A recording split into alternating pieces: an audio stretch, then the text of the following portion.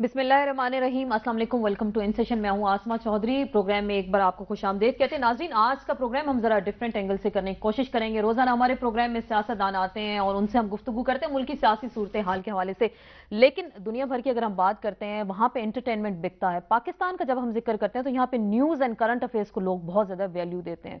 ये कुछ अरसे से ये ट्रेंड चेंज हुआ।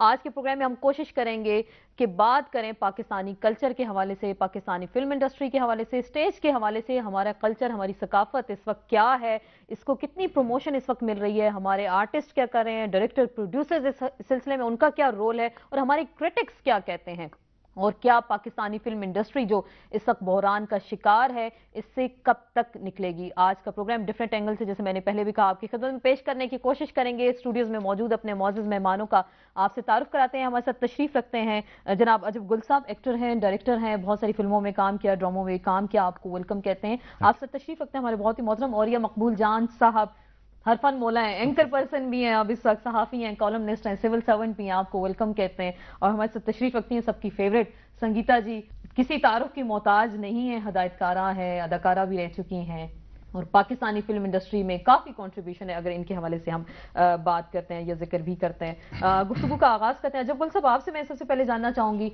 आपने जैसे एक्टर भी हैं, डायरेक्टर भी हैं, सबसे पहले आपसे मैं जानना चाहूँगी कि पाकिस्तानी फिल्म इंडस्ट्री जो है, कहा जा रहा है बहरान है, बहरान का शिकार है, जिम्मेदार कौन है? हमारे इतने बड़े बड़े नाम, संगीता जी तो बैठी हैं, इनसे मैं पूछूंगी, ये कहाँ गए? कोई फिल्म नहीं बन रही, कुछ भी नहीं हो रहा, कसूर किसका है इसमें सर? बिस्मिल्लाहिर्रहमानिर्रहीम।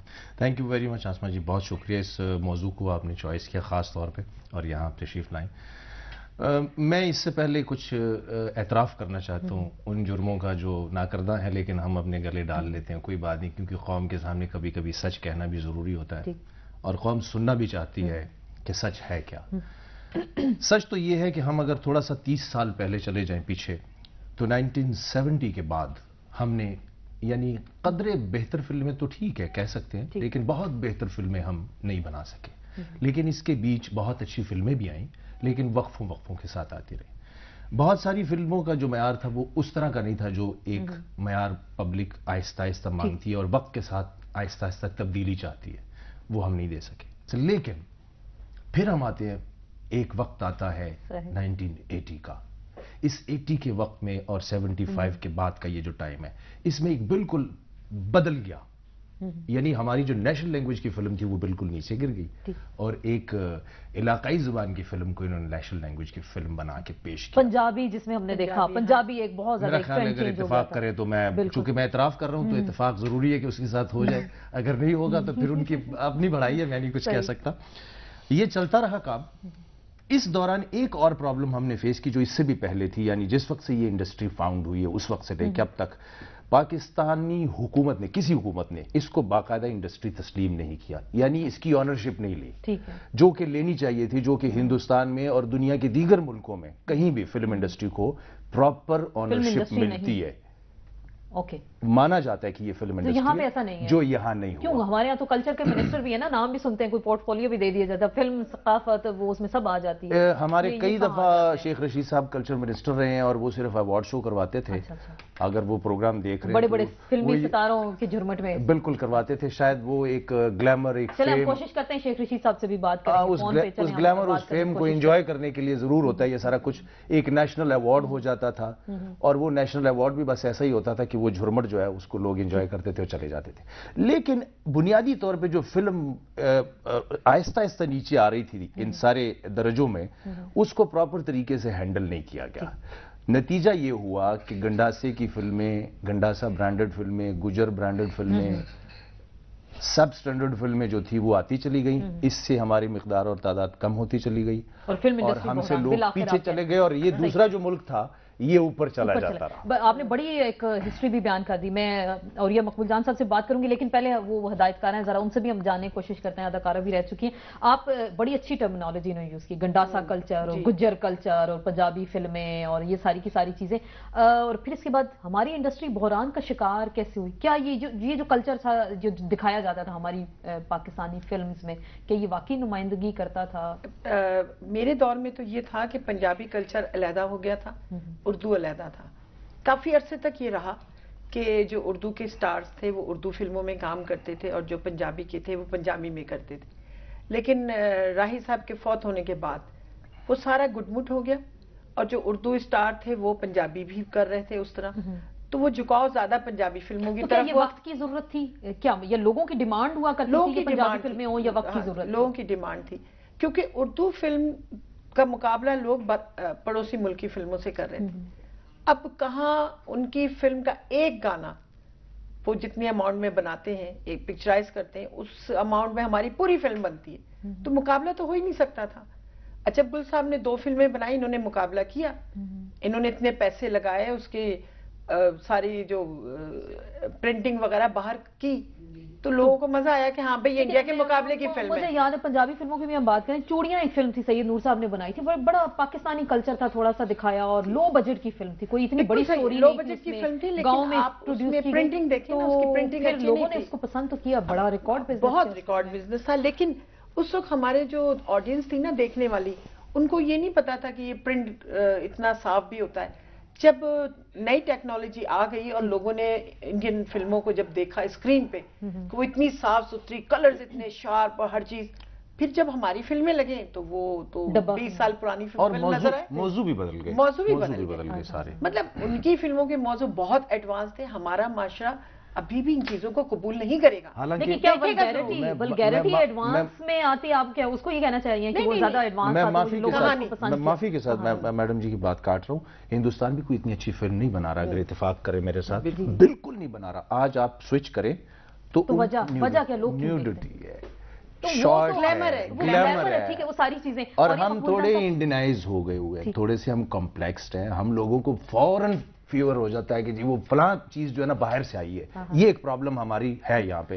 اب میں ایک بات بتاتی ہوں, ایک گانا ہے منی بدنام ہوئی. ہاں جی, منی بدنام ہوئی, کے ہر چینل پہ چل رہا ہے. میں حقیقت بات کروں گی, ٹی وی کے ہر چینل پہ دیکھ لیں, ہر اینکر نے اس کو ہے نا کچھ نہ کچھ بنایا ہوا ہے, گانے کی شکل میں یا کوئی ڈائلاگ کی شکل میں, یا اب گفتگو کر رہے ہیں تو وہ اس میں, حالانکہ یہ سب سے پہلے گانا عمر شریف نے ریکارڈ کیا تھا, منا بدنام ہوا. منا بدنام ہو, چلیں اندازہ لگائیں, منی بدنام ہوگی, اور منی کا جو ہر جگہ ذکر بدنام ہو سکتا ہے, وہ سیاست کے حوالے سے ہم ذکر کریں, حکومت کی بات کریں یا فلم کی بات کرتے ہیں. انہوں نے ابھی دونوں کی گفتگو سے مجھے یہ لگا کہ ہمارے یہاں سٹوری پہ کام نہیں کیا جاتا, تھیم پہ کام نہیں کیا جا رہا, اور جو ایک وہ کہا جا رہا ہے کہ انڈین فلم ذرا ولگیرٹی ہے, بیہودہ ہے, تو وہ لوگ اس کو ذرا شوق. دنیا پوری میں کتاب یا علم بیس ہوتا ہے, ناول اٹھاتے ہیں, اس پہ محنتیں کرتے ہیں, بیٹھتے ہیں, اسکرپٹ ہمارے یہاں غائب ہو گیا ہوا ہے. اس کی وجہ یہ ہے کہ آپ دیکھیں نا, خورشید انور مرحوم اور فیض صاحب دونوں سول سروس کا امتحان اکٹھا دیتے ہیں, اور کہتے ہیں کہ ہم شملہ چلے گئے تیاری کرنے کے لیے, اور خورشید انور نے کہا کہ میں تو صبح ریاض کرتا ہوں, تم جو مرضی کرتے رہو, اور رات کو تم جو پڑھو گے مجھے پڑھا دینا. رات کو فیض صاحب نے پڑھاتے تھے, اور خورشید انور مرحوم پورے انڈو پاکستان میں فرسٹ آئے تھے سول سروس کے امتحان میں, اور وہ چھوڑ کے وہ سول یہاں پہ آئے تھے فلم انڈسٹری کے. ٹھیک ہے, فیض جیسے لوگ, جوش ولی عبادی جیسے لوگ, بڑے بڑے لوگ تھے جو کہانی لکھتے تھے, اور بیٹھ کے پڑھے لکھے لوگ. اب مسئلہ سارا یہ ہے کہ یہ صرف فلم انڈسٹری کا المیہ نہیں ہے, یہ پاکستان کے ٹیلی ویژن کا بھی المیہ ہو گیا ہے کہ جو نائی کی دکان پہ کہانی سناتا تھا وہ اب بن گیا کہانی کار, اور جو شادیوں کے اوپر وہ بناتا تھا نا وہ بن گیا ڈائریکٹر. یہ المیہ ہے اس پورے معاشرے کا. اب یہ المیہ کا سوال انہوں نے بڑی اچھی بات کی 70s کے اندر. اب 70 میں جہاں تک اندازہ لگاتا ہوں, سنگیتا صاحبہ اس وقت یقیناً جوان ہوں گی, 70 میں ہم نے ایک فلم بنائی تھی خطرناک, اور اس کے بعد ہم نے بنائی تھی خانزادہ, پھر ہم نے ایک اور بنائی تھی اور زیادہ اس کے ساتھ. ٹھیک ہے, ہم نے ایک ٹرینڈ سے نکلے تھے, ہم نے گھر سے اٹھا کے سینما کو بنا دیا تھا کہ چوراہا, کہ جہاں فیملی نہیں انٹر ہوگی, جہاں وہ لچا لفنگا انٹر ہوگا کہ جو کھڑکی توڑ کے اندر آتا ہے, اور پھر ہم نے سگریٹ بھی پیے گا اور بھنگڑے بھی ڈالے گا وہاں پہ آ کے. ہم نے اوپن کیا تھا تھوڑا سا, اپنے آپ کو اوپن کرنے کی کوشش کی, لیکن بھونڈے طریقے کے ساتھ. میں آپ کو بتاؤں کہ میں نے پچھلے دنوں ایک فلم دیکھی تھی, اب مجھے نام یاد نہیں آ رہا, ہالی ووڈ نے بنائی تھی, پیورلی سیکس کا موضوع تھا, پیورلی سیکس کا, اور اس میں ایک نیوڈ سین نہیں تھا. اتنی شاندار وہ فلم تھی. ایران کی مثال آپ لیں نا, ایران میں انہوں نے حجاب والی ہیروئن رکھی ہے. اس سے پہلے کبھی ایران نے سوچا نہیں تھا کہ ہم نے کبھی دنیا کے کسی میلے میں انعام بھی لیں گے. آپ حیران ہوں گے کہ اس وقت کینز کے میلے میں ایران ہر سال انعام جیتتا ہے. کیوں جیتتا ہے؟ سٹوری، اس کا بیس زیادہ میٹر کرتی ہے. آپ صرف جا کے دیکھ لیجئے گا. ہمارے ہاں مسئلہ یہ ہوتا ہے کہ ہم کمرشل، اور ان کی مجبوری بھی ہے، ظاہر بات ہے. میں اور آپ تو سینما میں نہیں جاتے، بالکل ہمیں تو ڈنڈے مار کے بھیجو تو نہیں جائیں گے. صحیح نہ گھر والوں کو. جس دن میں اور آپ نے جانا شروع کر دیا اس دن یہ بنائیں گے. اچھا تو بنائیں گے کیوں نہیں پھر؟ آپ جیسے سنگیتا جی، آپ سے میں بڑی اہم بات کی کہ اگر اچھے پروڈیوسرز آئیں گے، اچھے ڈائریکٹرز آئیں گے، اچھے کہانی لکھنے والے آئیں گے، معاشرے کا صحیح کلچر دکھائیں گے. کیوں ہماری سوسائٹی میں بڑی سٹوریز ہیں، ہمارے ڈرامے اتنے ہٹ ہوتے تھے کسی زمانے میں، انڈیا کی آپ مثال لے لیں. تو آپ لوگ کیوں نہیں انیشیٹو لیتے، کیوں نہیں کرتے، کیوں نہیں باہر پروڈیوسر آئیں گے؟ کب آئیں گے؟ آنا چاہیے. جو اچھے پروڈیوسر تھے وہ چلے گئے. انہوں نے کہا یہ کیا ہو رہا ہے. وہ پروڈیوسر تھے جو شوق سے کام کرتے تھے، ایون سیٹ تک لگواتے تھے، اور صبح سے لے کے غزل. تو وہ کہاں چلے گئے؟ مطلب کچھ فوت ہو گئے اور کچھ انڈسٹری چھوڑ کے چلے گئے. جن کو شوق تھا واقعی، مطلب ہم ان کو یہ نہیں تھا کہ میں نے اگر میں 5 لگا رہا ہوں تو 6 مجھے آ جائے، چاہے وہ جس طریقے سے آئے، بری فلم بنا کے نیوڈ گانے کر کے آئے، کہ 6 مجھے آ جائے.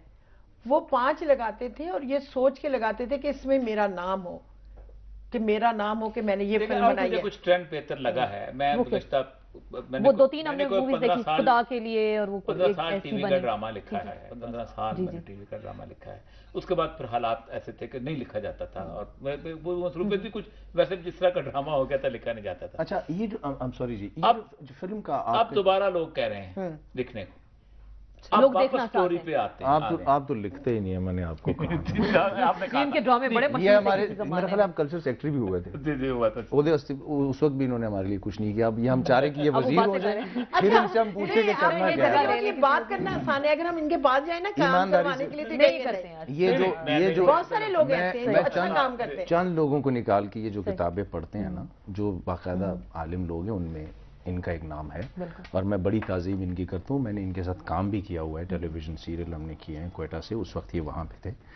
مسئلہ یہ ہے کہ یہ اچھی بات ہے، ایسے لوگوں کو آنا چاہیے، مجھے بڑی خوشی. لیکن اب ہمیں یہ جو سوال آپ نے میڈم سے کیا نا کہ اب فلم کیوں نہیں بن رہی نا، وجہ کیا ہے؟ اب نہیں بنے گی، یہ میں آپ کو بتا دوں. اس کی وجہ یہ نہیں، جو شروع میں پروگرام کے شروع میں نے کہا تھا کہ ٹرینڈ ایکسچینج ہو گیا نا، کرنٹ افیئرز کے اینکرز آ گئے، نیوز آ گئی، تو لوگ سارا دن وہ خبریں دیکھتے رہتے ہیں، بیٹھے رہتے ہیں. یہ بھی انشاءاللہ انٹرٹینمنٹ کی طرف ہمارے اوپر بھی زوال آنے والا ہے. یہ ایک ایسی آندھی ہے، میں آپ کو بتاؤں، اس کے سامنے کسی قسم کا پل آپ نہیں باندھ سکتے. جب پکچر آئے گی، صحیح میکڈ پکچر، بندھی ہوئی، مضبوط، اچھی سکرپٹڈ، اچھی ویل ڈائریکٹڈ، اس کے سامنے کوئی چیز کہیں بھی ہو. جیسے ایران کا انہوں نے ذکر کیا، انہوں نے اپنی پرانی فلموں کا ذکر کیا، یہ تھی بالکل. اب یہ ہے کہ ہمیں یہ سارا جتنا سٹرکچر ہے یہ کمپلیٹ آسما جی چینج کرنا پڑے گا. ان سٹوڈیوز کا بس نہیں ہے ہمیں فیڈ کرنا وہ جو ٹیکنیکل فیسلٹیز ہیں جو اس وقت ضرورت ہے، جو لوگ ہم سے چاہتے ہیں، وہ یہ نہیں کر سکتے. ہمیں حکومت اور پرائیویٹ سیکٹر کولیبریشن کر کے ایک سٹوڈیو بنانا ہوگا. جو ہمارا کارپوریٹ سیکٹر کر رہا ہے نا، کہ کہیں بھی انویسٹ کرتا ہے، انڈیا میں بھی کر رہا ہے، یہاں بھی کر رہا ہے، آپ دیکھ لیجئے گا. بلکہ کہیں انڈین ایجنٹ جو ہیں وہ انڈر گراؤنڈ لگے ہوئے ہیں پاکستان کے اندر، انویسٹمنٹ ان کی ہو رہی ہے. یہ بات کی بات ہے. انشاءاللہ اس پہ بھی کبھی کوئی پروگرام ہوگا تو آپ انشاءاللہ بات کریں گے، ہم لوگ ود پروف بات کریں گے. لیکن یہ ہے کہ ہمیں ایک اچھا سالڈ سٹرکچر چاہیے، اور وہ ہمارا حق ہے، ہمارے اس ملک کا حق ہے، حکومت آپ کو ہماری قومی فلم انڈسٹری کا حق ہے. اور وہ حق، اس حق سے ہمیں آسما جی محروم رکھا گیا. سبھی حکومتوں نے، میں کسی حکومت کی بات نہیں کر رہا، ہر حکومت نے ہمیں رکھا. ثقافت اور کلچر کے لیے ہمیں بالکل کچھ نہیں سمجھا گیا زندگی میں. ہم جب بھی کبھی آئے ہیں، انہوں نے یہی سمجھا ہے کہ یہ کوئی پینٹس کچھ ہے، پتہ نہیں یہ ہے کیا، یہ کچھ بھی نہیں ہے. تو منسٹری کہاں ہے ثقافت اور کلچر کی؟ منسٹری کرتی ہے اس کے لیے جو فنڈنگ ہوتی ہے وہ کہاں جاتی ہے؟ ہمارا اگر ہو بھی، اگر یہ منسٹر ہو بھی، اگر یہ منسٹر ہے بھی، یہ ایگزسٹ کرتا ہے کہیں، خدا کی قسم مجھے کہیں نہیں پتا کہ یہ کہاں ہے. اور دوسری بات یہ کہ اس کو میرے کام کا ہی نہیں پتا کہ میں کیا کرتا ہوں اور میں کن کا منسٹر ہوں. بالکل اسی کو ہم کنٹینیو کریں گے کہ حکومت کی کیا ذمہ داری ہے ریوائول کے لیے. حکومت کیسے بیل آؤٹ کیسے کر سکتی ہے فلم انڈسٹری کو، ان کے لیے کیا انیشیٹو لے سکتی ہے، اور کوئی پلان بنائے ہیں یا نہیں بنائے. اور ہمارے آرٹسٹ انڈیا کیوں جاتے ہیں، یہ ایک بڑا اہم سوال ہے. اور انڈیا میں جا کے ہٹ بھی ہوتے ہیں اور وہاں پہ جا کے کچھ ایسے گل بھی کھلاتے ہیں جو ہمارے لیے شرمندگی کا باعث بنتے ہیں. اس پہ ہم گفتگو کریں گے لیکن ایک مختصر سے بریک کے بعد.